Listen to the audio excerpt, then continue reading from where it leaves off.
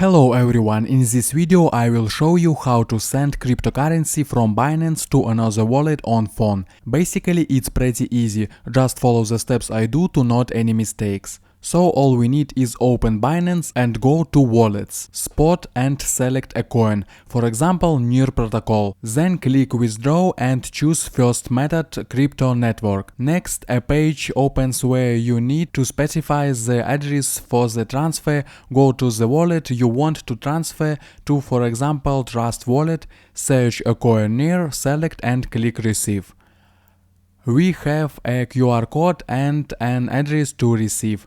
If you have the opportunity, you can scan the QR code and send the coins. If not, then copy the address and return to Binance past the address. We select the network, in our case it is the Near Protocol. Next we specify the amount and look at the fee. Click withdraw, check everything and confirm. That's all, the coins has been sent and will be credited to the Binance wallet within 10 minutes. Also watch my other videos about Binance at the link in description and you will learn a lot.